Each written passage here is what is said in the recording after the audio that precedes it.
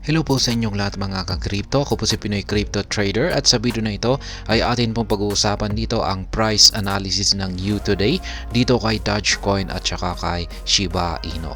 At ayan, bago po tayo magpatuloy ay nais ko lamang po munang bigyang linaw ang aking disclaimer kung saan ang nilalaman po ng video na ito ay hindi po ito isang financial advice. For education and information purposes lamang po ang layunin nito. Maliban po dito ay nais ko na rin pong magbigay babala na wala pong kahit anumang group chat ang Pinoy Crypto Trader. Ayan, unahin po natin dito sa price analysis ni U-Today kay Dogecoin. Ayan, Dogecoin USD na pair. At ayan po yung kanyang chart dito. Daily chart time frame po ito ni Dogecoin at saka Tether USD or USDT. At ayan, ang sabi po rito ay on the daily chart, traders should pay attention to the daily bar closure in terms of the nearest level at 0.08627. Kaya ayan po yan, ito po yung linya na yan, 0.08627 po yan. At sabi po niya rito ay pay close attention daw or tutukan daw po natin yung nabubuong candlestick dito. Sapagkat kung magkakaroon po ito ng breakout ay mataas po ang posibilidad na ito ay magpapatuloy sa kanyang pag-akyat. Kaya yan, sabi rito ay if it happens above that mark, the upward move is likely to continue to the 0.087 to 0.088 zone next week. Kaya ayan, kung magpapatuloy daw po ito ay posibleng next week ay magagawang akyatin or aakyat ang market price ni Dogecoin. Yan dito sa paparating na linggo. Kaya yan.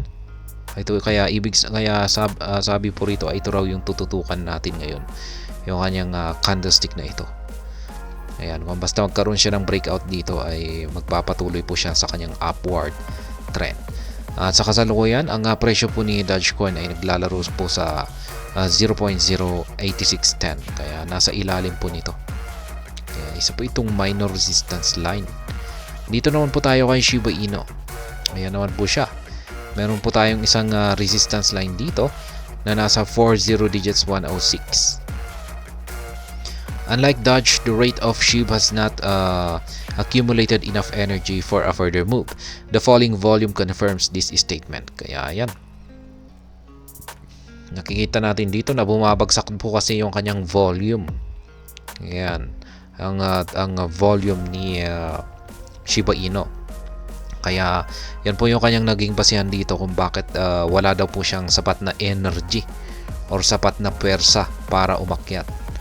Kaya ayan ang kanyang ayan po ang analysis ni U-Today dito.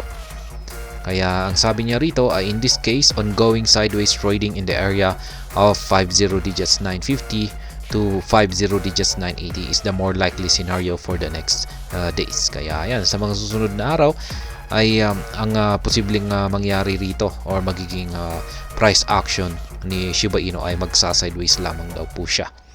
Ayan, magko-consolidate lamang daw po siya kasi nga wala daw energy or wala daw sapat na pwersa para gumalaw ng para magkaroon ng malaking paggalaw itong si Shiba Inu. At ayon po sa kanya ay magsa-sideways po siya sa presyong 50 digits 950 hanggang 50 digits 980. Sa kasalukuyan ang presyo po ni Shiba Inu ay naglalaro po sa 50 digits 962. Kaya yan po ang mga prediction. Ayan, ni U-Today dito kay Shiba Inu at saka kay Dogecoin. At ayan po, hanggang dito na lamang po tayo sa video na ito. Sana po ay inyong nagustuhan ang aking paliwanag dito. Kung inyo po itong nagustuhan ay pakiclick lamang po ang like button nito. Para naman po sa mga bago lamang dito, kayo po ay aking inaanyayahan para mag-subscribe. Pakiclick na rin po ang bell icon nito dahil ito po ang siyang magsisilbing notification nito sa mga bago kong videos na akin pong ina-upload sa aking YouTube channel na ito. Marami pong salamat sa panonood, ingat po tayo lagi at God bless po sa ating lahat.